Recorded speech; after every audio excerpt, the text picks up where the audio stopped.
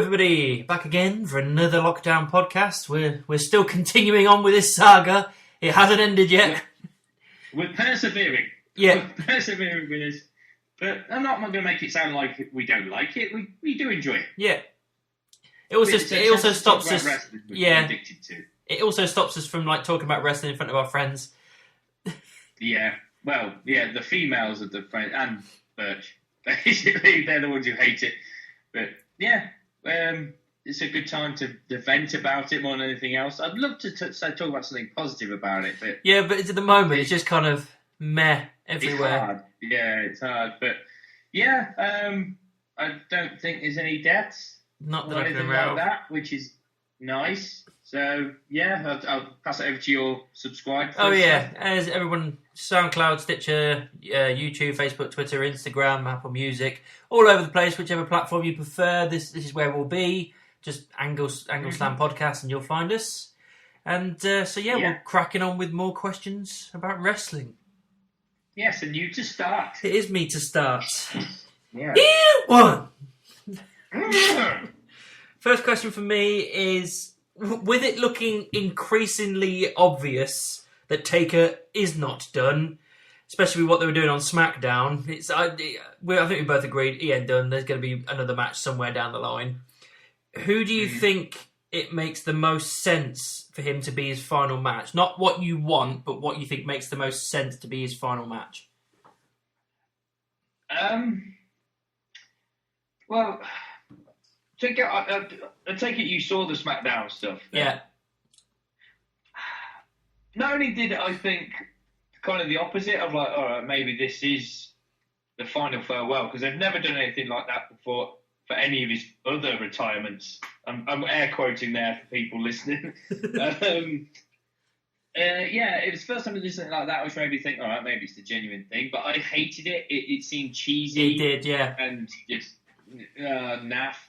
I got really worried after Corbin's promo. Same here. Because we know that Vince doesn't like to build a story that isn't going to happen. Yeah, what doesn't help is Taker and Corbin are actually quite close behind the scenes. I mean, Taker took him under his wing. So, but as a fan, if Taker came back for one last ride, no pun intended, no, not Corbin. No. Did you see the tweets he put up? No, I didn't see anything. It was something like, there was some randomers just tweeted, and someone tweeted, so do you think we're going to see Taker wrestle again? And there was a few comments of no, he said he's retired, not going to happen, and what if and stuff. And then Undertaker popped up himself and just put nope. Which right. Again, it could be just he's working the fans a little bit or stirring the pot on Twitter. But I don't know. I know it's early days yet, but the more time passes, the more I think, maybe it is.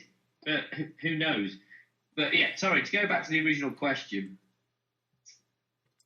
I genuinely do think it would have to be Bray, because I can't see who else could take that mantle, so to speak.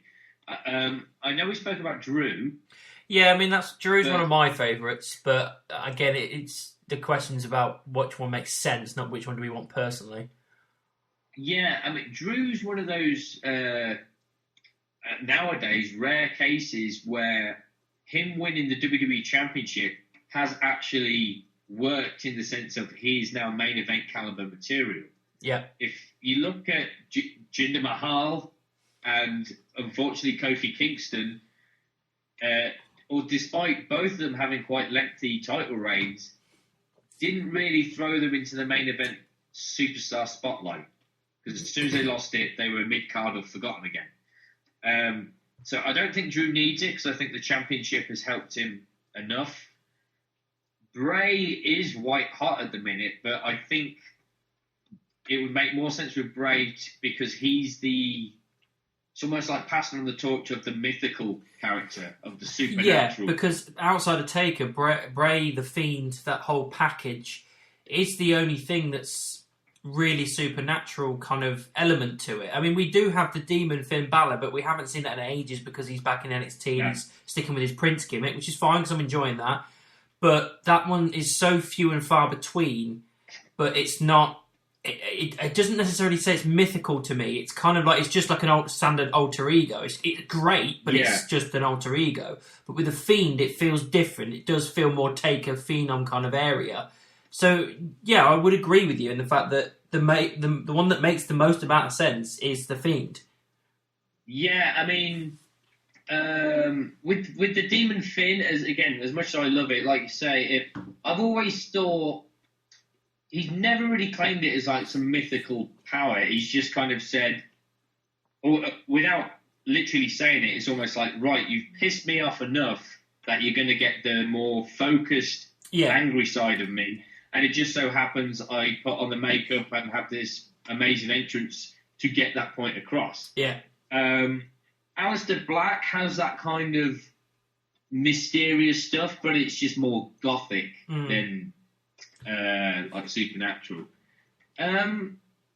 Speaking to another mutual friend of ours, we were talking similar stuff about The Undertaker, and we talk about the last match stuff, and he threw out Randy Orton's name, which surprised me. But the more we spoke about it, the more I was like, don't get me wrong, he's still not top of my list, but as a kind of full circle of he's kind of becoming the sicko legend killer again. Yeah, they're doing that again, aren't they? But yeah, I suppose if they carried on with that, it wouldn't not make any sense. It's just, I don't know. Do I really want to see Taker? Do I want to see Taker go out on his back to Randy Orton? I feel like when he's passing the torch, he should be passing it to someone that can use it and do something with it. Randy's already established himself as one of the top guys. He doesn't need it. The same as what Brock Lesnar didn't need it. It doesn't make much sense to do it. The one that makes most sense is The Fiend. Yeah, with Orton, I think my response was, look, if that happened, so, the match happens, Taker leaves, Orton sticks around. Orton's not got a long left either. Yeah. He's not like plus he can't, the future. Yeah, plus he can't go forward with it. You know what I mean? He hasn't got a lot long left, and he's done so much himself. It's like, well, you've got that massive thing that you've accomplished. Well, where else do you go? That's it. You've done it. That's the only thing you haven't accomplished. So you're done. Yeah, that's it. I mean, technically, Orton could retire on that as well. Yeah. Which would be more interesting if they both went at the same time. Yeah, but it overshadows. Yeah, but you shouldn't have that because it overshadows Taker then, doesn't it? Because it's a double retirement, and you shouldn't have that. You should have the full focus on Taker. That's why I think it doesn't make sense to do Orton, really.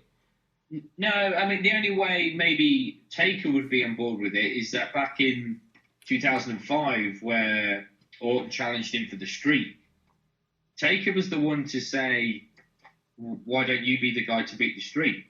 And out of respect, Orton said no. So it could be Taker's way of returning the favour. I don't know. But, yeah, I wouldn't want to see... The other aspect I thought was...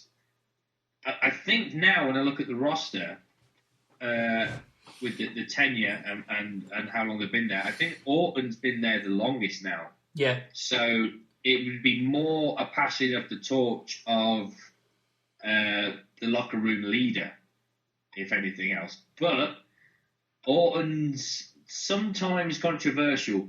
Yeah. He's not perfect, and he's had a little bit of history. Yeah. Where, as far as I know, Taker's been very mellow and straight down the line. Yeah, he's been respectful. He's kind of he's gone straight down the middle and everything. He's been fair, and as the locker room leader should be, as impartial as you possibly can be. Yeah, well, Orton might have matured to the point now where he can take that mantle, but I don't know. You just don't know with someone like Randy. He could kind of switch on a dime. Yeah. But I think I'd stick with Bray if Taker came back, because I genuinely don't know a character big enough to take that honour, or a wrestler that is up to Taker's standards to even wrestle him in the minute. Yeah. I mean, it ain't going to be Otis, is it? No. People like that. So yeah, I think Fiend. I'd go with Bray. Cool. Yeah. Right, is it me? Mm. Right. I suppose this might be a bit of a controversial one. I think we recently spoke about in AEW, Mike Tyson and Jericho had their little brawl. Yeah. And we both agreed it seemed more they were trying to recreate the Austin Tyson thing from '98, which for me fell a bit flat. Do you think celebrities at all have a place on WWE television or whatever? I mean, yeah. I mean, I think they do, but I don't think they need to be there in big capacities. Like, sometimes, like, when they get in the ring and actually have wrestling matches and stuff, I'm just kind of like, well, you're literally just doing this to promote stuff. Like Stephen Amell, when he popped up and did a wrestling match, and don't get me wrong, he wasn't terrible, but it's just at the end of the day, I'm not interested in seeing that. I don't want some random person from a different media popping up in something else, unless it absolutely makes sense. And yeah, I don't mind them maybe popping up and being like a guest referee or a commentator or something like that, but getting in the ring and being a wrestler, it kind of undermines the people that are being wrestlers and the people that have worked so fucking hard to get to that point, and then suddenly they're just taken over by someone that's famous for something completely different. And it's so I'd say they have a minimal place, but I don't think they should have a place as big as they do in wrestling at the moment, because he has that crossover with like film and TV, and I feel like sometimes it's too much for me. Yeah, I mean, the one that springs to my mind is Seth Green, where they went through that thing where the celebrities hosted Raw for a while. Yeah. And Seth Green got in the ring and wrestled. I just thought it was a little bit, maybe not embarrassing, but humiliating for the wrestlers involved in that match, of like, really have got to sell to this guy who's had no training, no experience, is built like a matchstick. It depends on the capacity sometimes. Even with some of the hosts, like, unfortunately, even though we're both huge heavy metal fans, when Rob Zombie and Ozzy Osbourne hosted their respective Raws, it just seemed like it was a pointless host. Yeah. It never really led to anything. To be honest, anytime people host stuff, even the wrestlers, it ends up being nothing. You know what I mean? It's like, there's never a time I think, what an amazing host. I just think, well, they're just there just to say a couple of lines here and there. It adds nothing, really. No, but I'd rather, if it was a wrestling-based program, I'd either want a wrestler or someone hired by the WWE to be the host, because that's what the people like Renee Young and JoJo and I can't remember the other one now. What's her name? Caruso. Name escapes me. Yeah, that's the one. That's what they're there for. Yeah. I'm not saying they should host Raw or anything like that, but that's their job, to host stuff, to present stuff.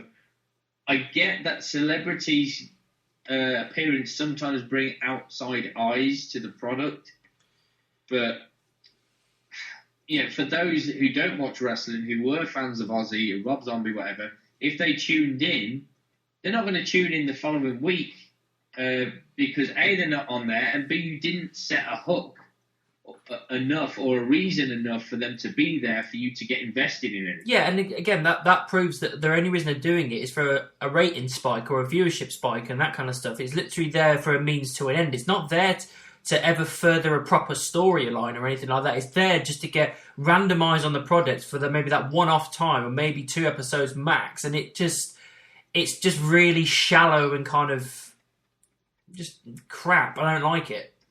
Yeah, maybe 1 or 2 who just like, I don't know, I'm trying to think of another celebrity that was on it. Wayne Brady was on it. Drew Carey was in it at one point, remember? Yeah. Steve-O as well, wasn't he? Yeah. Yeah. Some of them, some hardcore fans of like Jackass or whoever might go, oh, all right, I might tune in. And maybe that 1 or 2 people will go, oh, this wrestling thing's all right. I might watch this a bit more often. Maybe. The only 3 times it's really worked for me was Tyson in '98. It hit all cylinders. It was the great timing and the story was good. Believe it or not, the Donald Trump stuff with the Battle of the Billionaires kind of worked.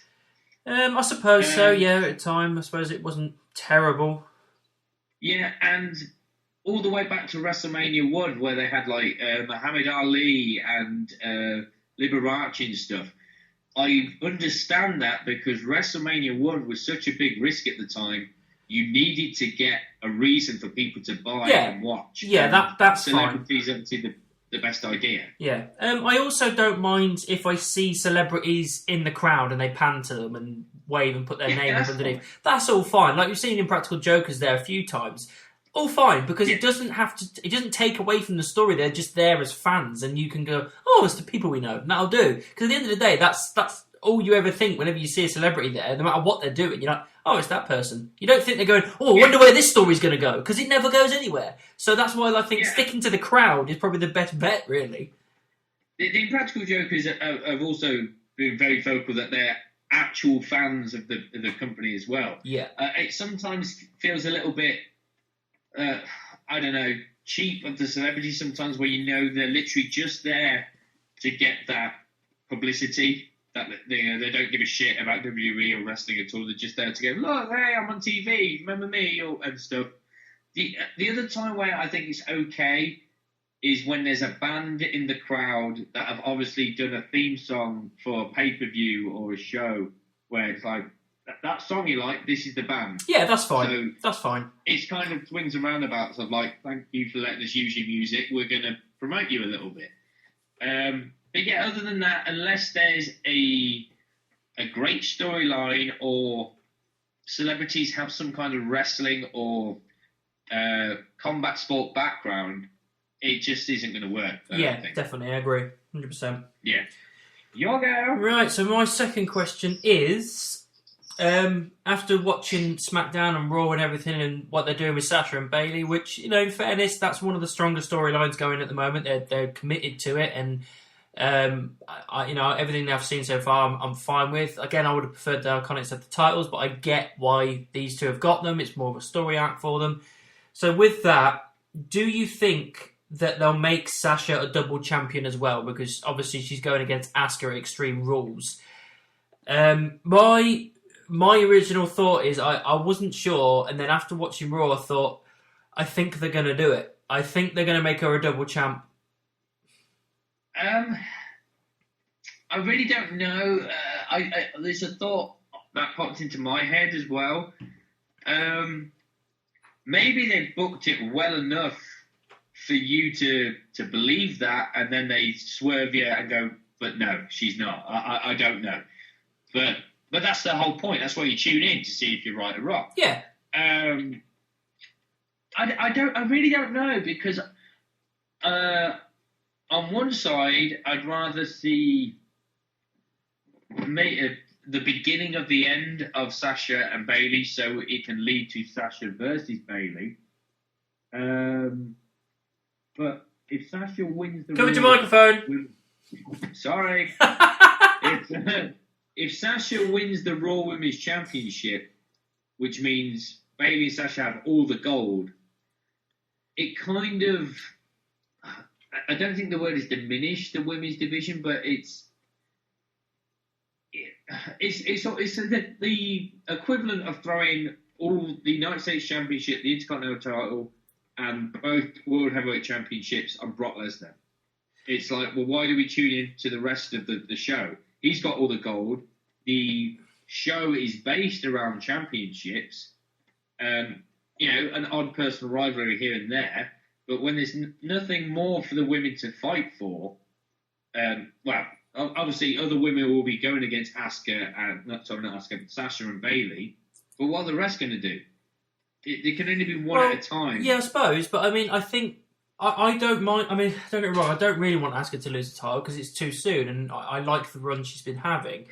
However, if they were both to be double champions, this could be a nice way to kind of steamroll the breakup, because they can cost each other their matches for the Raw and SmackDown titles, and then the tag titles they can cost each other again by miscommunication. And it furthers the story even more that it's not just a case of you were the reason I lost a match, you were the reason I lost my title. And if they're able to do that to each other, then it just adds so much more flavour to the feud that when they finally go against each other, it feels like there's more body to the storyline. Yeah, I mean, yeah, there's obviously pros to it as well. I mean, if they did hold all the gold, to be honest, the main spotlight for both Raw and SmackDown will be those two, because everybody would be talking about that. Because we've said in the past, sometimes we have to really think about who the hell are the men's tag team championship nowadays, or United States champion and all that. But you're going to know who all the women's champs are because it's just those two. Yeah. So it does bring a big spotlight on it, and it makes an historic moment. I'm not going to argue that. It's just, hopefully, it would give the story of the hopeful rivalry between Bayley and Sasha more substance. But if that's not their end game, which I don't know why it wouldn't be, it's like once they've got all the gold, then what? Where'd you go from there? Well, that's what I'm saying. I think once that happens, that's when the deterioration starts to happen, because they're both so arrogant because they've got all the gold. Then they start having their matches for titles and everything, and the one person gets up on the apron and costs the other person the match by accident. Then there's arguments and everything, and then the other person goes, right, well, if you did that to me, then maybe I'll do that to you and be a little bit cheeky, and it starts to unravel more and more. Maybe they lose their titles, and then they have just the tags left, and then they lose them to somebody else by proper bad miscommunication. And at the end of that match, that's when they start brawling, and it spills to that. I think it can be done. I personally, I think they probably are going to do it, and they are going to give Sasha the title. But I'm guessing you're leaning on the side of that's not happening. I really don't know. A big part of me does want to see that happen, because like I just said, it's historic, and it'd be a point where I'd want to see what happens next. I'm not going to argue that point. But the problem with being non-kayfabe fans, I should say, or I say maturer fans is a better way to put it. Maturer fans like us, knowing where the storyline is probably going to go next if Sasha wins, it would never feel of who's going to be good enough to beat these two. It'd feel more like who are they holding the belts for, if you get what I mean. Yeah, I get that, but I don't mind them being placeholders for someone else if it means it furthers their storyline. Yeah, it's not like it's completely redundant. Like it's clearly just a placeholder to move to the next person and then they'll be forgotten about. It's a means to an end. It's a way to get their storyline even more over and even more personal. Yeah, I think the main point is if Sasha wins the belt, as long as it's done for a valid reason to create something better and a women's story that doesn't necessarily have to revolve around the gold, because obviously you get storylines like Edge and Orton and Otis and Ziggler where it's nothing to do with championships, it's personal. You don't usually get that in the women's division. It's always about the women's championship most of the time. And I think they can do it. If they nail it, I know the gold is the vocal point in a minute, but if all the gold can be stripped from Bayley and Sasha, but what's left is a great personal rivalry and story, then that's cool. Yeah, I'm fine with that. 100%. Because that's what fans want. Yeah. Yeah. Me? Yeah. It's more of a pros and cons thing here. Do you think NXT kind of hinders the indie wrestling scene, or do you think it helps it in a way? That's quite a difficult question, really. Yeah, I didn't really know how to word it. Because it's quite difficult because obviously ages ago it used to be developmental, so it was obviously kind of like its indie thing anyway. It had that was the thing you kind of got to. It wasn't a case you just thrown into the WWE, you were thrown into developmental, but then obviously it became what it became. I don't think it necessarily hinders it because the indie scene is still there, and I think it always will be. It will never go anywhere. It's always going to be there in some sort of capacity. Maybe it's just a little bit harder to get to WWE now because you have to go through NXT first. So if it doesn't work there, you're not going to work in WWE. NXT is a way to show, is this the kind of person you want to run with? Having said that, the NXT is now the third brand. It's not like it's developmental anymore, like it's a stepping stone. It doesn't feel as much as a stepping stone anymore because we have wrestlers that go back to it, like Finn Balor, like Fandango and Breeze, and briefly Charlotte, and you know what I mean? It's not so much the kind of stepping stone anymore. So, no, I don't think it hinders the indies. I don't, like I said, it's always going to be there. I think just maybe you've just got to work a little bit harder now to get to the WWE if that's like what you want to do as a wrestler. Yeah, now that it's a brand, like you said, I think the reason they're bringing the likes of Charlotte and Finn and all that back is now that it's an actual brand, it's like, right, when you were the developmental kind of place, you were wrestling another pupil, so to speak. You were learning off each other, not the professionals. If you're going to make it anywhere, because you don't want to like wrestle with each other who's, you know, someone who's on the same level as you who's also learning, get called up and then just be holy shit, like straight down to the bottom of the pile because the others are so much better than you. You need to mix with the likes of Finn and Charlotte and those kind of guys. I think, you know, there's the old story back when WWE was first being like built, so to speak, that it used to be territories. Yeah. And a lot of people had a lot of hate on Vince when he started buying territories out or crushing them because they were like, you're destroying our livelihood because you want to make this global brand.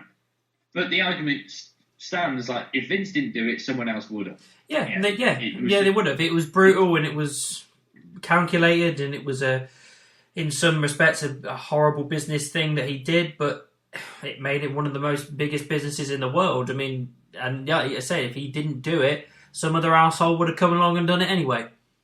Yeah, it was going to happen. It was just he knew that cable TV was going to be big. He had the foresight of that, and he thought, well, let's take advantage of that.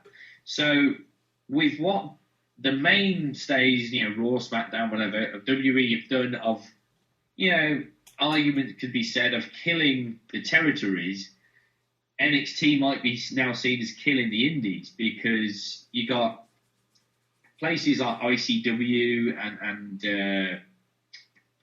What Culture Pro Wrestling, I think is still about. They could get like a huge star like Drew McIntyre, Drew Galloway in ICW. Went to ICW, became a huge star. Their champion was pretty much their top superstar. And then when NXT were ready, they nab him away. And that kind of, again, it's a cutthroat business, but that I think is what makes the indie struggle. Well, you say that as an example, but if NXT wasn't there, WWE would have snatched them away. You know what I mean? It's like, it's not, people, when NXT didn't exist, people were still snatched away from the indies, like CM Punk and other people like that. They were taken away from the indies because they were given a big contract and money deal to work for the biggest company in the world. If NXT wasn't there, it'd still happen. It's just, with NXT, you get time to kind of develop things a little bit more. And, like you say, luckily now we get them to interact with people on the main roster. Yeah, I mean, I suppose, yeah, that's true. I mean, I was watching an interview with Triple H, and he said, you know, some people go straight through the Performance Center to NXT. Like we were talking about, some go to the Indies first, develop their craft, and then go to NXT.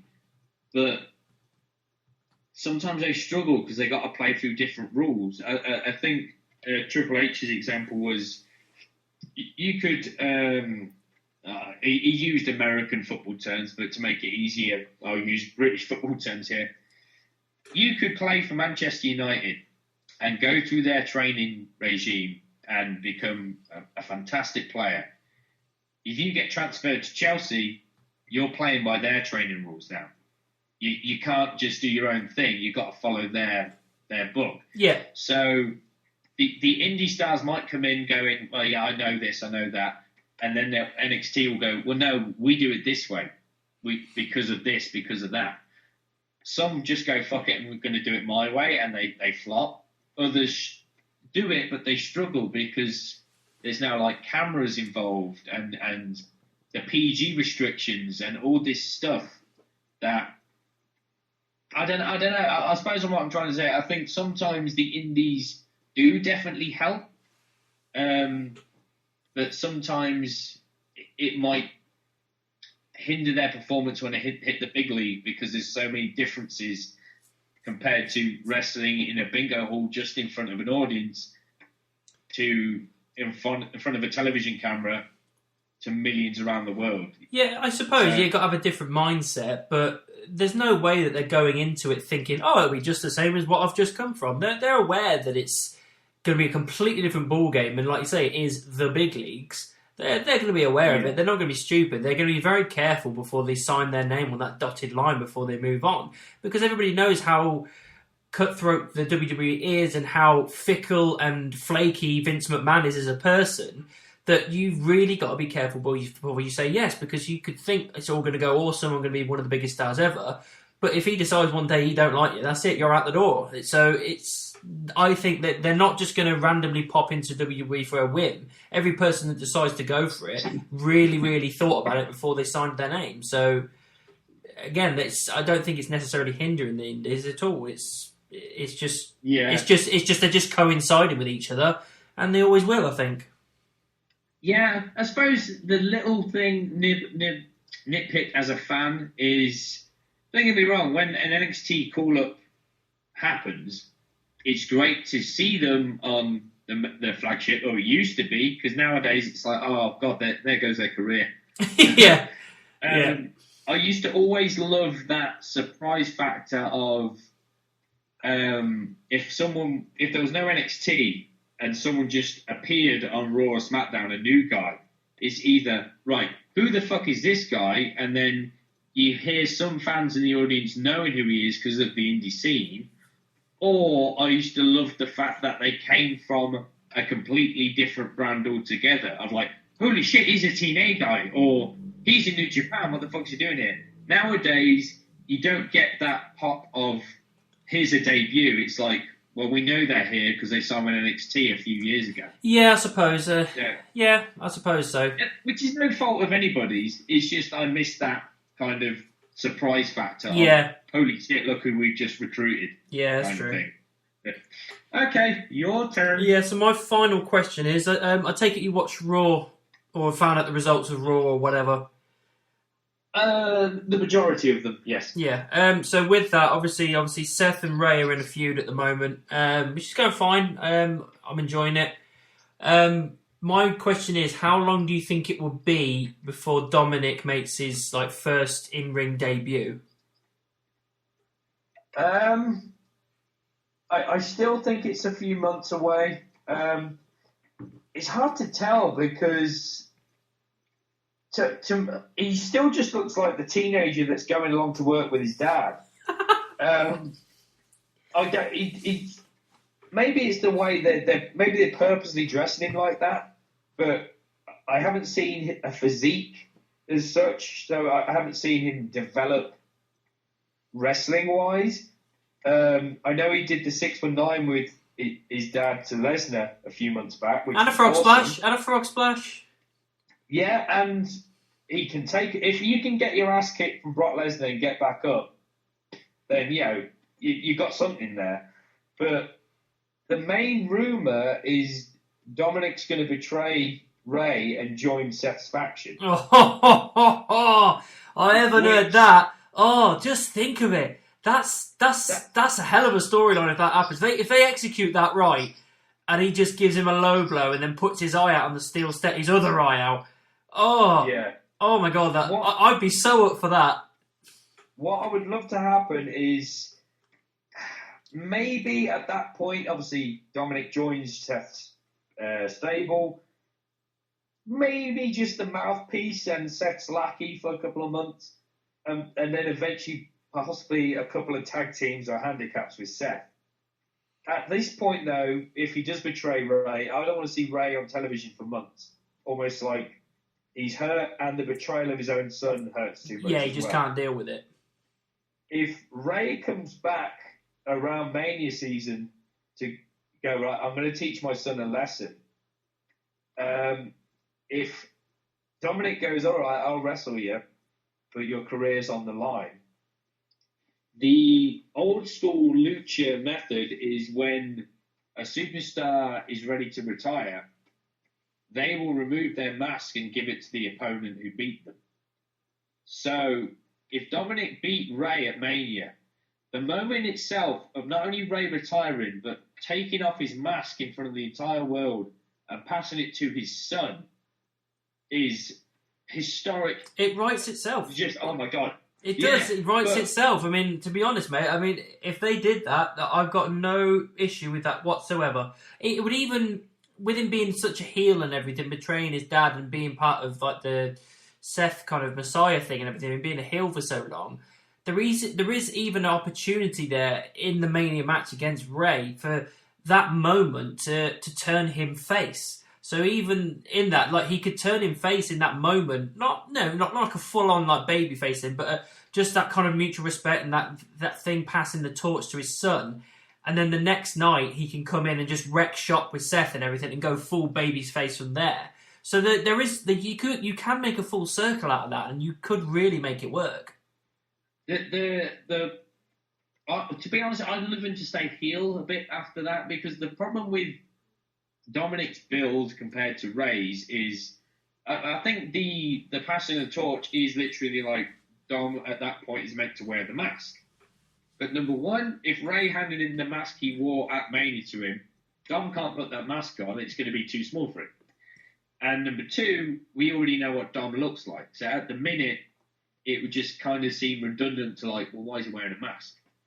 If Dominic accepted the mask, but instead of putting it on for a few months, held it up as a trophy to rub in the face of all of Ray's fans of like, I, defeated your hero and destroyed my own dad.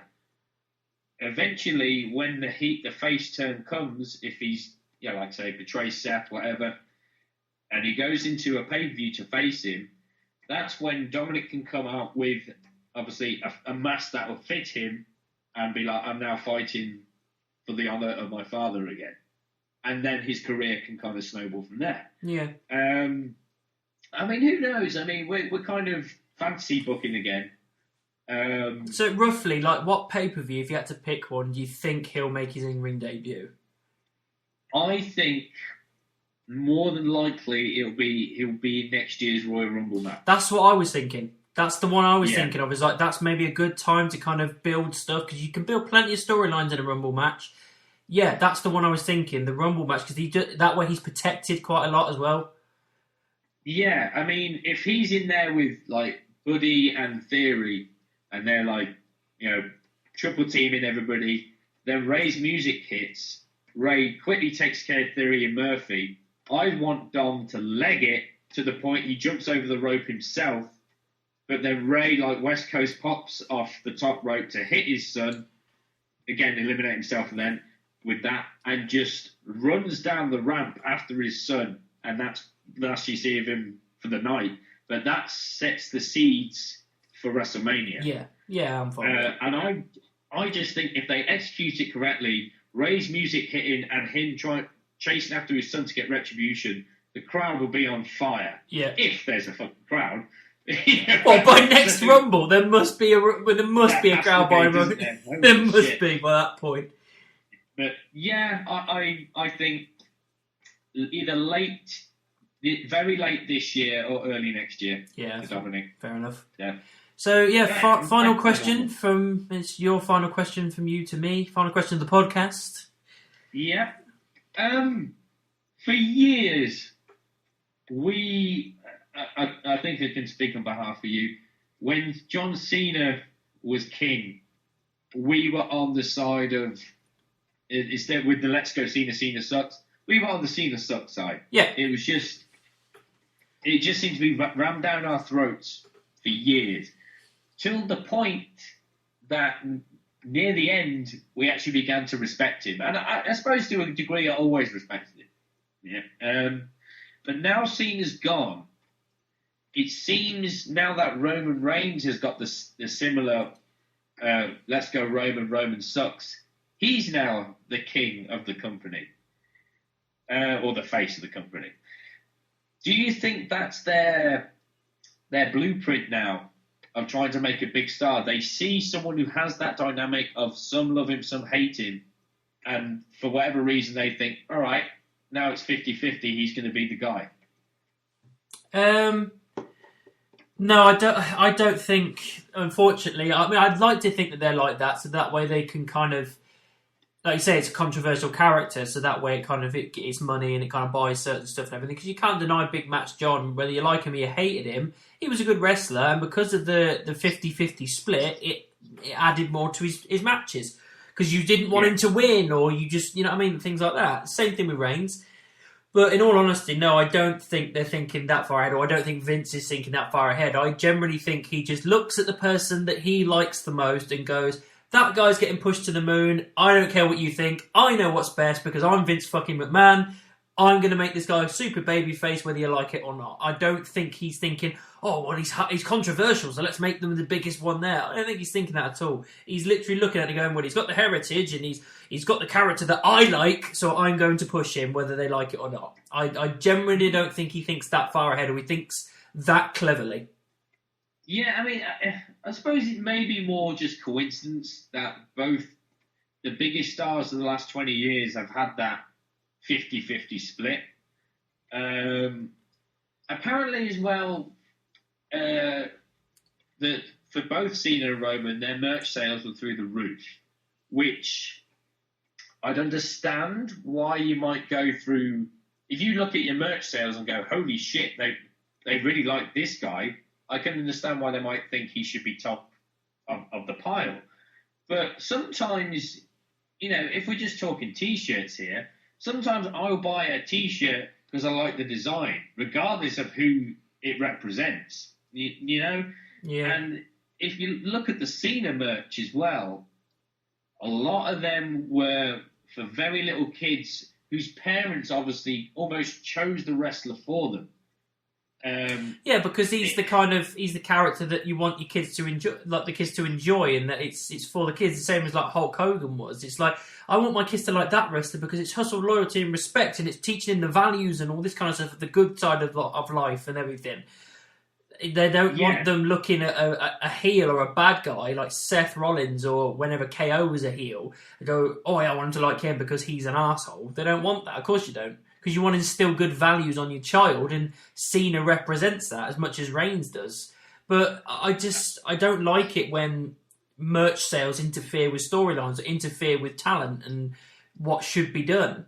I don't like that. I know that it's a business, and I know that they've got to do that kind of stuff, but sometimes they just do it so like emphatically that you just can't win, which is why John Cena was on top for so long, because of his merch sales, and it's ridiculous. It's like, I'm not saying he was a bad wrestler. It's just that once upon a time, could we have someone else be in the spotlight? Even when CM Punk was on top, they still had Cena lurking in the shadows all the fucking time, and it was annoying. I don't like it when they use merch sales as a reason to keep someone on top, unfortunately. No, I hate that as well. I mean, maybe it's just the struggle that nowadays it's so hard to create a superstar that is so white hot and loved by all. Like, I know Drew's doing quite well. Yeah, he is. I think he's an all-rounder. I think everybody likes him. Yeah, but as good as Drew is, maybe it's just the climate or just the era, a generation. He's not as white hot as how Stone Cold Steve Austin was, or The Rock. But Hogan. The problem is, mate, I don't think that there is ever going to be a time where we're going to have a wrestler be as white hot as The Rock or Stone Cold Steve Austin. It's never going to happen, because that was lightning in a bottle, once in a lifetime, never going to happen again. We'll have wrestlers be big, but Vince has built this kind of company in such a way now that he can build and drop people as and when he feels like it. It's not a case of he has a wrestler anymore like Stone Cold Steve Austin that no matter what you do, they're still going to be on top because they're so popular. He's able to control it so much more now and tell you what you're going to like, and if you don't like it, tough shit. You know what I mean? It's such a rarity we get what we want these days, like a Daniel Bryan or something like that. So, yeah, we're never, ever going to get that. We're never going to get that kind of wrestler ever again. We may get ones that we love and we like a lot. Like CM Punk was one of my absolute favourites, and he was closest to Stone Cold out of anybody else I know. But he still wasn't that high up. There's never going to be a time that we can have a wrestler be that big and that popular to every single person that ever watched wrestling. Yeah, I think I was going to mention, Brian, the thing with Punk, I think the fans, after the pipe bomb, the fans obviously levitated towards Punk. And this is all due respect to his wrestling career before that, but it was nothing to do with what he did in the ring at that point. It's just, he's actually speaking the shit we're thinking. He's our spokesperson, so we're going to be behind him because we agree with what he's saying 100%. And it still annoys me with the Daniel Bryan thing, because Bryan was the closest we got to someone that white hot, and they nearly fucked it up with WrestleMania 30 and the Rumble. Yeah. And to be honest, they did so many fuck-ups on the build-up to that Mania that it did hinder the fact of us having that white-hot babyface again. I mean, I nearly had a question with Bryan. I was going to say, do you think that him being that recycling hemp championship character kind of was executed at the wrong time because it killed the Yes movement? I know the Yes movement's kind of back, but it's not as white hot as it used to be. No, but I didn't mind the heel bit of Bryan. I quite enjoyed it because it came out of nowhere. I enjoyed it. Yeah, I didn't mind it. It just once he returned at WrestleMania 34, it was like, right, where can we go from here? And maybe just the Yes movement never got proper rolling again, or maybe it just wasn't given enough of a chance. But back in 2014, the Daniel Bryan fanfare was phenomenal. And I just don't think they can capture that lightning in a bottle again. No. Bryan. No, I don't think they can. Because I think they fucked it. So, I get why they do the Roman Cena stuff, because I think I said a question to you probably a few years back now. When Shinsuke and AJ went against each other at Mania, it was like, I just want to see these guys fight. I actually don't really mind who wins or loses. Yeah. When it was Roman versus whoever or Cena versus whoever, depending on that opponent, it was like, I really want this guy to win compared to them, which adds extra investment. Yeah, it does. So I get that point, but you can't beat it to death. That's the problem. You can't do that every single pay-per-view, and that was the point it was getting to, because it used to be for a while, like, yeah, we didn't like Cena, we didn't like Reigns, and we wanted them to lose because we wanted the other person to win, because we wanted that person to have a chance. But then it got to such a point where we're just like, anyone they go against is like, oh, well, they're going to win. Even like Lesnar, even when it was Reigns versus Lesnar, it was like, and we were wrong a couple of times at Mania. We were wrong with Reigns and Lesnar, but at the same time, you were instantly taken out of the match because you're like, well, Reigns is going to win because that's the way the storyline's going, and that's the way they want to push it. So they went too far with it to the point where it didn't have that kind of gravitas anymore, because we just all thought, well, they're going to win. But yeah, it became the point of like, if he won, it was like, yeah, of course he did. But if he lost, it was always that thing in the back of your head of like, well, they're going to put him back on the mountaintop somehow. Yeah. So it was almost like these characters were leaving a bad taste in your mouth regardless of the outcome. Yeah, there was always a bitter aftertaste whenever they did lose, because you knew within a couple of months they'd be back on top again, because Vince is like, well, it didn't work this time, so I'll make it work again. And that's why Reigns got so many main event spots at WrestleMania, because every time it didn't work, Vince had to change things and goes, well, I'll just do it again next year, because he just he can't accept defeat. He can't accept when he was wrong. He has to get what he wants. The business isn't about the fans. He doesn't give a shit about them. All he cares about is playing with his little toys and making sure they do what he wants to do. Yeah, I mean, right now with Drew as WWE champion, the WWE championship has been booked correctly at the minute because Yes. it is that case of who, like you asked in the last one, who's going to beat Drew? We really don't know, and will we want them to at the time, or what's going to be the case? With the Universal Championship, maybe not so much nowadays, or maybe again because of the current climate, it's beginning to still feel a little bit like Braun is holding that until Roman comes back. Yeah, because like, we all want the Fiend to take it, and hopefully, like SummerSlam or something, that he will. I'm hoping so. But even if that's the case, I think Reigns will probably still take it at some point. Yeah, it's almost like, even though they don't do this, but they may as well, it's almost like the plaque that has the wrestler's name on it. They'll never take the Roman Reigns one off. They'll just put the name over the top because they know Reigns will have that again at some point. Yeah. It's overkill. Yeah, it is overkill. And Yeah, hopefully they've learnt their lesson with it, because Reigns has got to this point now where he's naturally built as a face and we all like him a lot more. Obviously, a lot of that is to do with the real world problems that are going on with him, with leukemia and everything. You know, you generally feel for the guy. And that's the way that we want to feel. We want to feel genuinely connected to the character and enjoy him as a person as well as a wrestler. Yeah.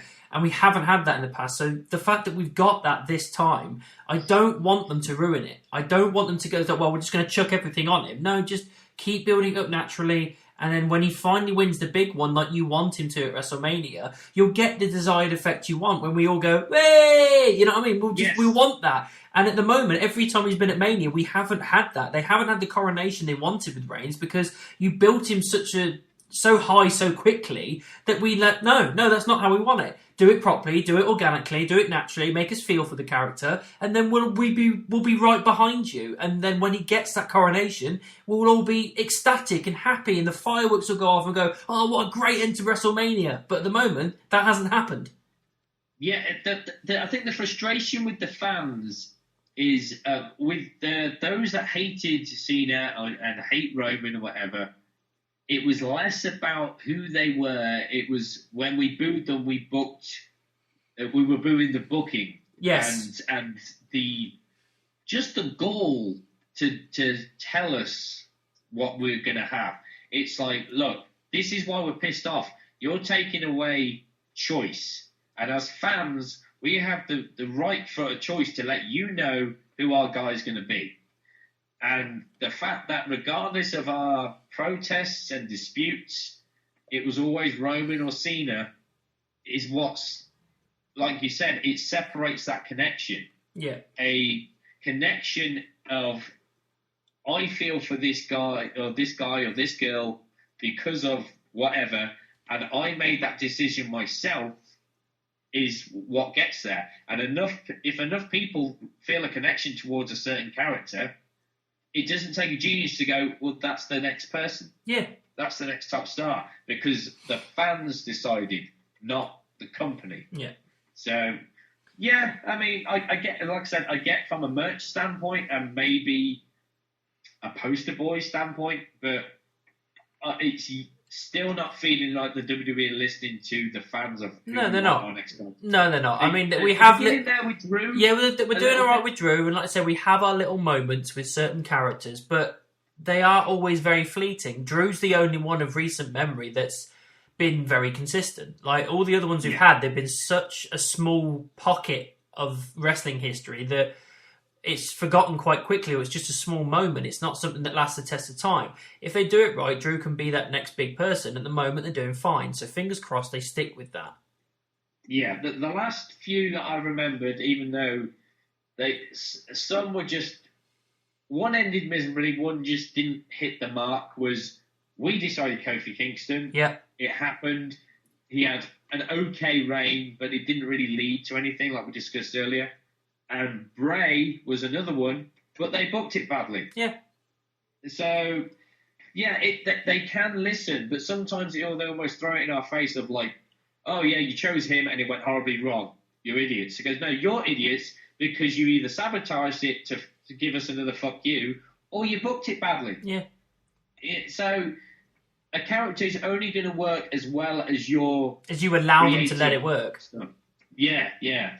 So it's it's like throwing a big fish in a small pond. They're not going to flourish if you don't, put them in the ocean where they can thrive and whatnot. Yeah. So, yeah, I think that's about it. Yeah, that's probably one of the longest ones we've done, I think. Bit of a rant. Yes. Well, there we go. So, yeah, I mean, we've got Extreme Rules in, a couple of weeks? Not this Sunday, next Sunday? 2 or 3 weeks. I think it's July 19th. Yeah, I think it's 2 weeks away. So, yeah, I mean, we've got that. We'll probably be back for another couple more of these, I think, because, again, I think restrictions haven't lifted enough yet where we can sit in the same room yet, unfortunately. But, we'll keep going with these until we're allowed to sit in the same room again, I suppose.